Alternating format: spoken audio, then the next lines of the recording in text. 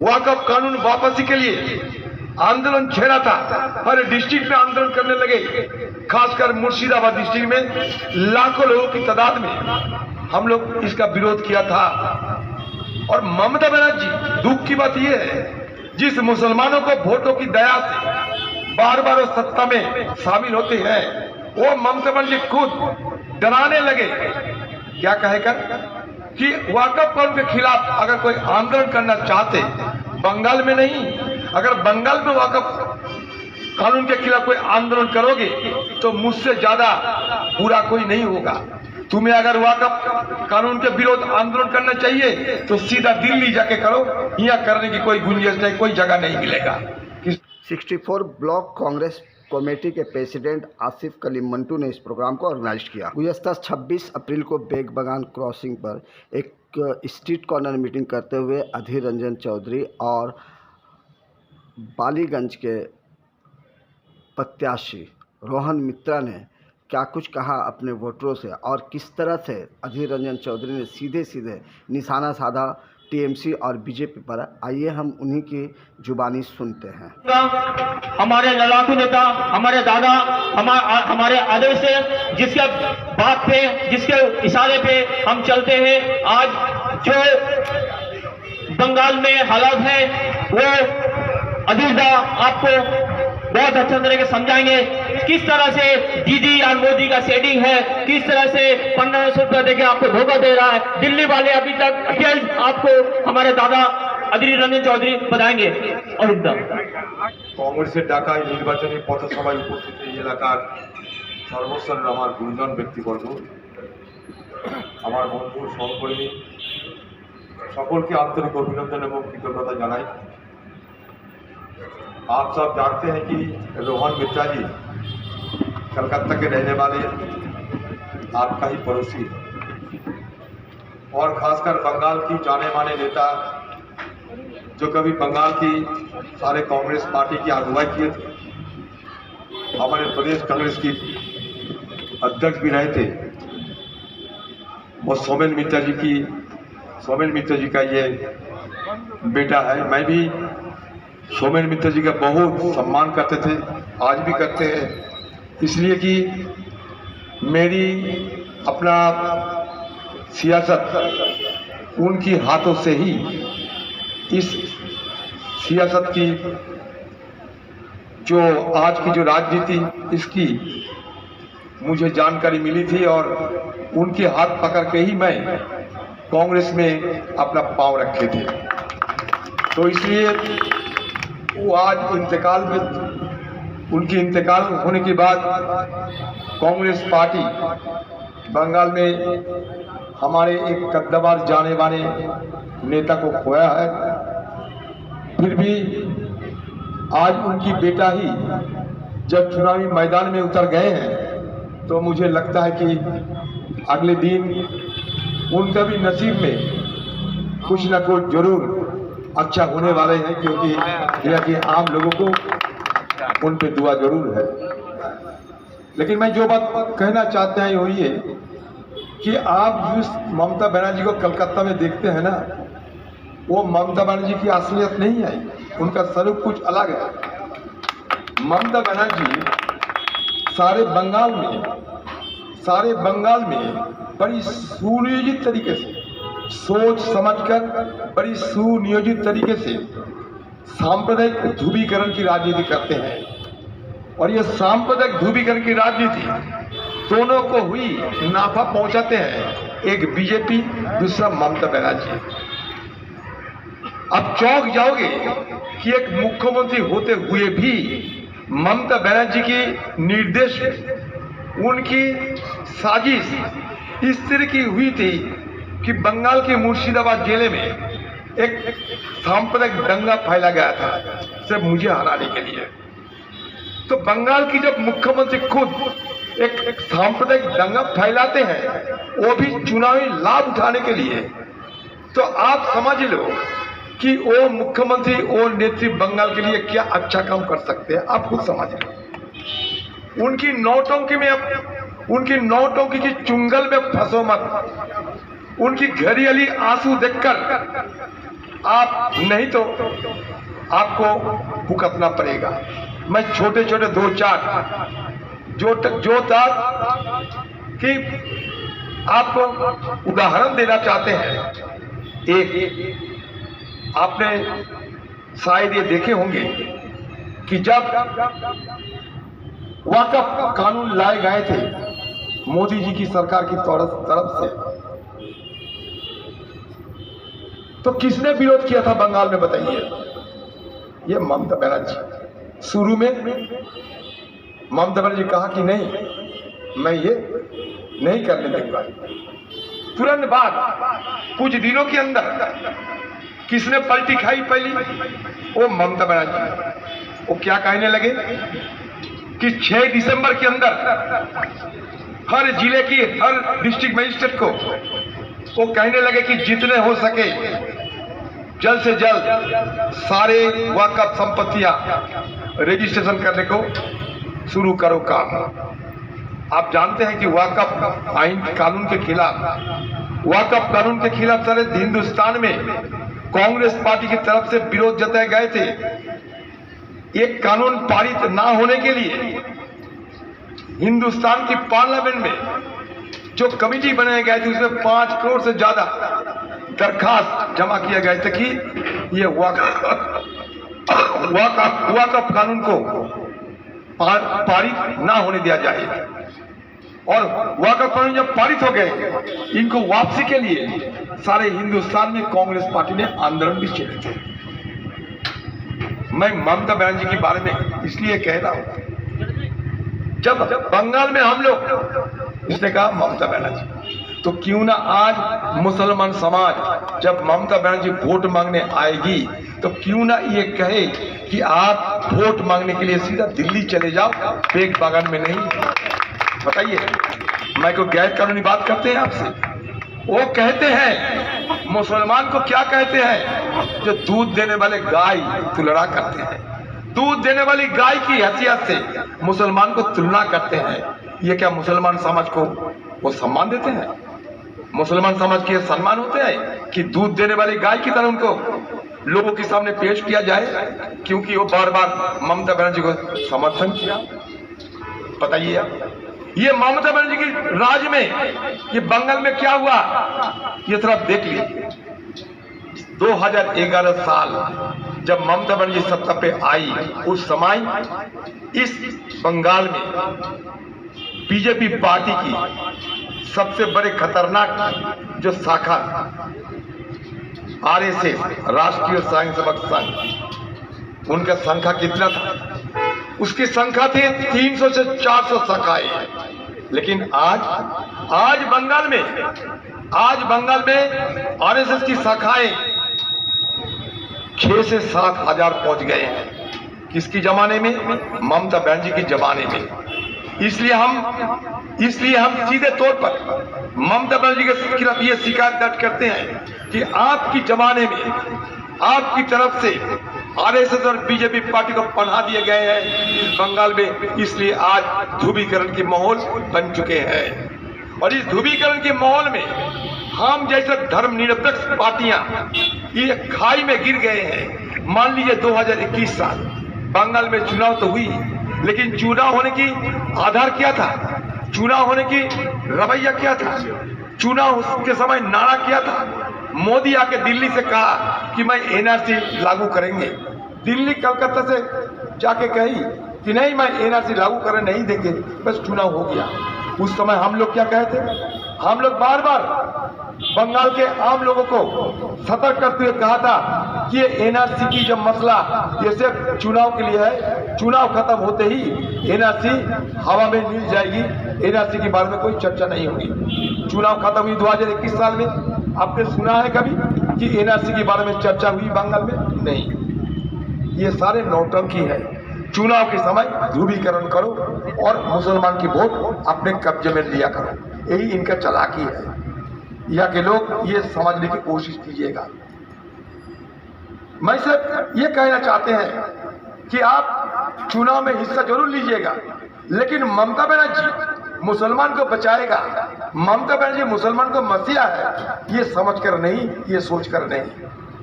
आप लोग की शायद ये जानकारी नहीं है, ममता बनर्जी खुले आम अहंकार के साथ ये कहते हैं कि मेरा जो वाणी है, मैं जो बंगाल के लिए काम किए हैं, मैं जो बंगाल के लिए तरक्की किए हैं, इसकी अगर गिनती किए जाए तो कुरान से आगे चले जाएंगे।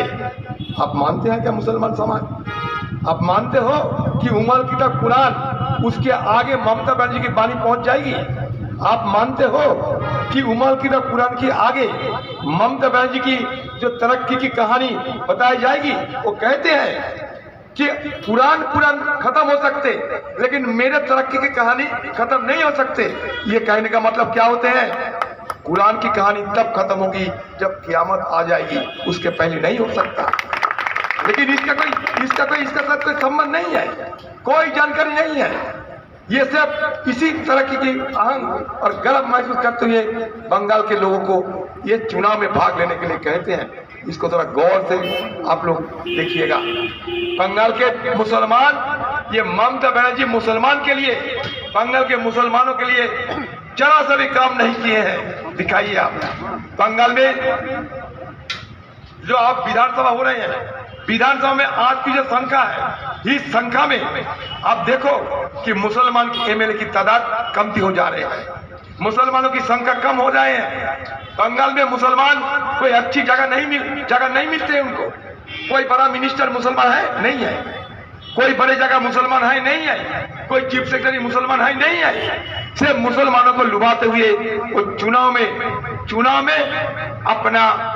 अपना पक्ष मतदान हासिल करने के लिए व्यस्त रहते, बाकी कुछ नहीं करते हो।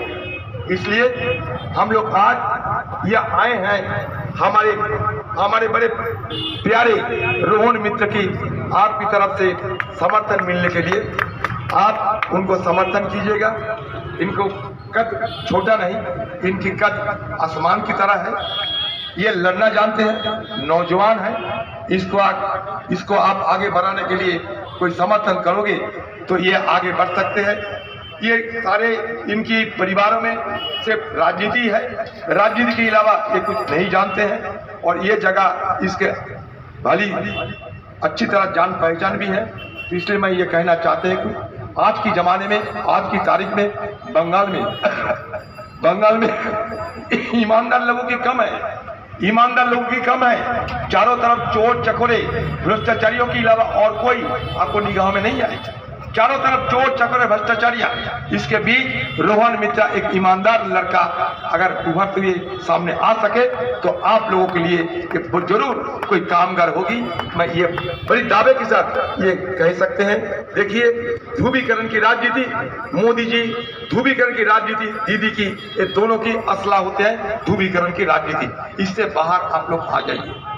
मैं सदन में भी एक बार मोदी के सामने आंखों में आंख मिलाते हुए कहा था मोदी जी को, आप हिंदुस्तान की इतने बड़े नेता बन गए हैं, आप कहते हैं सबका साथ सबका विकास, लेकिन आपका मिनिस्ट्री में एक मुसलमान भी नहीं है।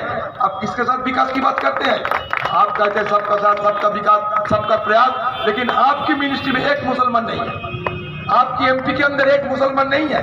तो आप तो सीधे कही नहीं है कि आप मुसलमान विरोधी है। तो आप जब मुसलमान विरोधी है तो कैसे आप सबके साथ सबके विकास की बात कर सकते हैं? उस समय मैं उनको यह भी कहा था, जब मुल्ला को मस्जिद में राम नजर आए, जब पुजारी को मंदिर में रहमान नजर आए, दुनिया की सूरत बदल जाएगी जब इंसान को इंसान में इंसान नजर आए। मैं इसलिए कहता हूं, आज वो इंसान को इंसान में इंसान नजर नहीं आते हैं। कोई सोचता है कि मैं हिंदू, कोई सोचता है कि मैं मुसलमान हूँ। हम ढूंढते हैं कौन इंसान है, क्योंकि हम इंसानों की हम नुमाइंदे बनना चाहते हैं। मैं कोई हिंदू के लिए नहीं, मैं कोई मुसलमान के लिए नहीं, बल्कि आम लोगों को नुमाइंदा बनना चाहते हैं हम लोग। इसलिए आज आम लोगों की नुमाइंदा बनना जरूरी है। इस समय बड़े जरूरी है कि धर्मनिरपेक्ष ताकतों को हमारे देश में और बल देना, समर्थन करना। ये धर्मनिरपेक्ष ताकत की एक नाम है रोहन मित्र। इनको आप समर्थन कीजिए, इनको आप दुआ कीजिए, इनको आशीर्वाद कीजिए। जय हिंद, धन्यवाद।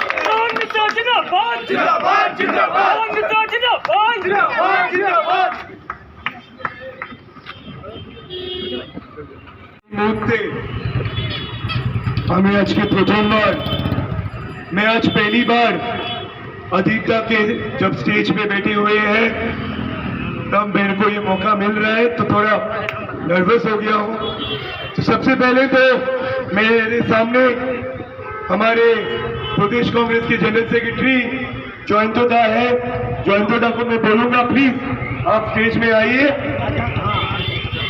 आज बहुत खुश नसीब हूं मैं क्योंकि आज मेरे रैली में, मेरे पब्लिक मीटिंग में बंगाल के ऑपोजिशन के जो फेस है, मैं कल भी राहुल गांधी के स्टेज से बोला था कि तृणमूल हमसे क्यों डरता है, तृणमूल बीजेपी से नहीं डरता है। तृणमूल को बीजेपी का सिर्फ डर आप मुसलमान कौम के सामने रखना है क्योंकि बीजेपी के पास कोई फेस नहीं है बंगाल में। बीजेपी बंगाल में परिवर्तन नहीं ला सकता। अगर कोई ला सकता है वो कांग्रेस पार्टी है जो तृणमूल को हरा सकता है। और इसका कारण है, मैं एक कारण भी आपके सामने रखना चाहता हूं जो मैंने कल भी बोला राहुल जी का स्टेज में, क्योंकि हमारे पास परिवर्तन का मुख और सीएम फेस अधीर रंजन चौधरी हमारे स्टेज में है। और पूरा बंगाल में जो लड़ाई वो दे रहे हैं, इतने सालों से जो दे रहे हैं, ममता जी और तृणमूल डरते हैं तो सिर्फ एक ही इंसान से, वो है अधीर जी। क्योंकि हम लोग जो कांग्रेस का सिंबल में लड़ते हैं वो जितना हिंदू का है उतना मुसलमान के है। हम लोग कभी डिफरेंसेस नहीं करते, हम लोग सेकुलर है। ये सेकुलर शब्द, जो सेकुलर शब्द को बीजेपी गाली देता है, ये सेकुलर शब्द का बहुत अहम मायने है।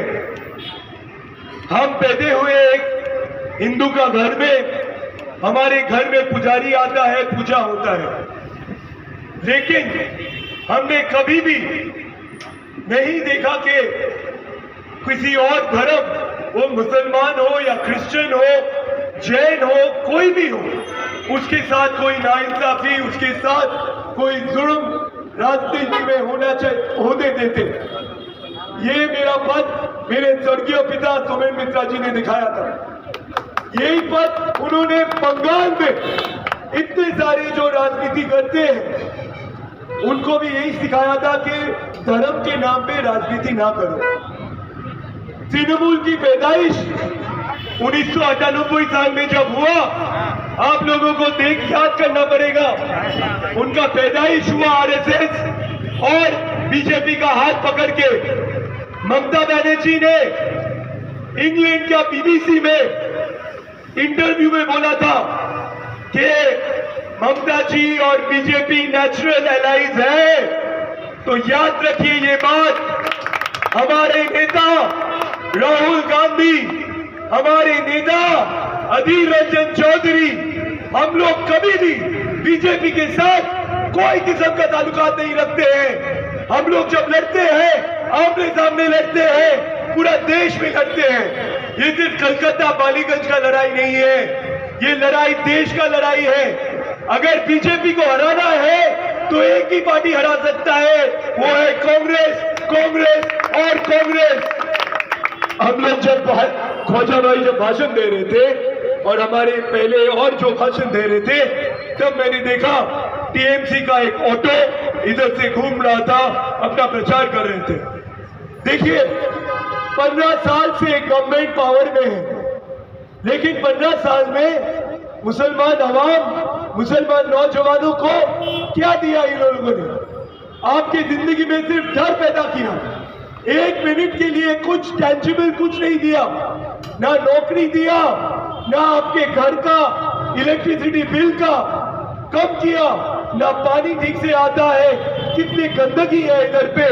ये सब काउंसिलर लोग सिर्फ इलीगल कंस्ट्रक्शन और अपना पॉकेट भरने के लिए बैठा हुआ है, समझ लीजिएगा। आज 15 साल के बाद ये टीएमसी गवर्नमेंट नौजवान जो 40 और 21 साल के अंदर है उसको 1500 रुपया देने का प्लान किया। आप लोग बताइए, 15 साल एक गवर्नमेंट और 1500 रुपया आपके पॉकेट में। इधर पे इतने सारे नौजवान हैं, उनके घर पे जो सीनियर सिटीजन हैं, उनके जो बच्चे हैं, तो उनसे 1500 रुपया में क्या चलेगा? अगर नौकरी नहीं है तो घर कब तक चलेगा? आपकी आमदनी बढ़ नहीं रहा है, सिर्फ भाता और भाता दीजिए, बस याद रखिएगा ये भाता आपका ही पैसा है। आप जो एक दुकान से खरीदते हो उसमें जो जीएसटी देते हो वही पैसा सेंट्रल गवर्नमेंट के पास जाता है और वही पैसा आपके पास वापस आ रहा है ये भाता के माफिक। तो ये ममता जी, तृणमूल आप लोग कोई एहसान नहीं कर रहा है, समझ लीजिए, कोई दान एहसान नहीं है, ये आपका राइट है क्योंकि आपको वो नौकरी नहीं दे पा रहा है। देखिए, मैं लंबा भाषण नहीं दूंगा क्योंकि इस मंच में जिसको सुनने के लिए इधर का वाम है वो अधीर रंजन चौधरी है। तो मैं सिर्फ खत्म करने से पहले एक ही चीज बोलूंगा कि बालीगंज हमारा कलकत्ता का एक गर्व है। इधर पे ममता जी मुसलमान अवाम को कोई रेस्पेक्ट नहीं करता, नहीं तो एक कम्युनल बाबुल सुप्रियो जो इमाम का बेटा को मारा है, जिसके खून पे, आपके कपड़े पे, आपके खाने पे गाली देता था, उसको आपका कैंडिडेट करके फिर एमएलए करके मंत्री भी कर दिया, लेकिन वो आदमी एक दिन के लिए भी आपके दुख में पास नहीं आया। और आज 80 साल के ऊपर शोभनदेव बाबू, शोभनदेव चट्टोपाध्याय को आपका कैंडिडेट कर दिया। मैं सिर्फ इतना ही बोलूंगा, 15 साल से जो हाल आपके साथ हो रहा है, जो काउंसिलर आपकी जिंदगी खराब कर रहे हैं, वही लोग चलाएगा, क्योंकि शोभन बाबू को अगर आप जिता दोगे तो इलेक्शन के बाद एक दिन के लिए भी वो आपके पास नहीं आएगा। लेकिन रोहन मित्रा इधर से 300 मीटर दूर 69 वार्ड लोअर ऑरेंज स्ट्रीट में रहते हैं, तो आप जब भी चाहेंगे हम आ जाएंगे, क्योंकि मेरे को रात को भी चाहिएगा तो मैं खुद ऑटो में, बाइक में या गाड़ी में आ जाऊंगा, मेरे को किसी का लिए इंतजार नहीं करना पड़ेगा। मेरा उम्र है, मैं आपके लिए काम करना चाहता हूं, मैं बालीगंज के लिए काम करना चाहता हूं, क्योंकि बालीगंज मेरा बालीगंज है, मेरा बीवी, मेरे बच्चे इधर पे हैं। इधर का कुछ खराब होगा तो मेरे जिंदगी पे खराब होगा, लेकिन शोभन बाबू इधर पे नहीं रहते हैं, ये आपके लिए कुछ नहीं करेंगे। तो मौका दीजिए और एक 5 साल के लिए हमको मौका दीजिए और देखिए कि मैं आपकी जिंदगी का सुख में तो नहीं बट दुख में आपके साथ रहूंगा। ये बोल के मैं खत्म करता हूँ। जय हिंद, वंदे मातरम, राहुल गांधी जिंदाबाद। अभी आप सुन रहे थे रोहन मित्रा को, जो बालीगंज असेंबली कंस्टिट्यूएंसी के